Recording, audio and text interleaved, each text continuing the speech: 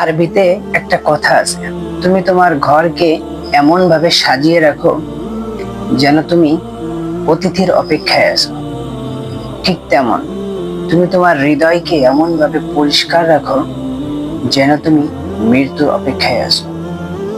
আল্লাহ সুবহানাহু ওয়া তাআলা আমাদেরকে দুনিয়াতে পাঠিয়েছেন নির্দিষ্ট একটা সময় দিয়ে, নির্দিষ্ট একটা হায়াত দিয়ে।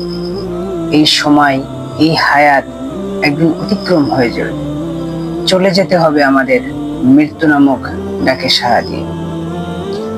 আপনারা জানেন, সম্প্রতি গতকাল বাংলাদেশে বিমান দুর্ঘটনায় একটি স্কুলে অনেক শিক্ষার্থী আহত এবং নিহত হয়েছে।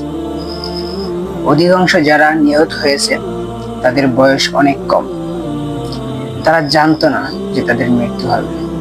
সুতরাং আমি এই ভিডিওর মাধ্যমে এতটুকু বার্তা দিতে চাই, আমরা সর্বদা মৃত্যুর জন্য প্রস্তুত থাকব। মৃত্যুর কোনো নির্দিষ্ট বয়স, নির্দিষ্ট সময় কিছুই নাই। যে কোনো মুহূর্তে, যে কোনো পরিস্থিতিতে, যে কোনো সময় আমাদের মৃত্যু হতে পারে। এজন্য আমরা সর্বদা সব সময় মৃত্যুর জন্য প্রস্তুত থাকব। যে কোনো সময় আমাদের মৃত্যু হতে পারে। জীবন নিয়ে আমাদের অনেক আশা, আকাঙ্ক্ষা, অনেক পরিকল্পনা থাকে।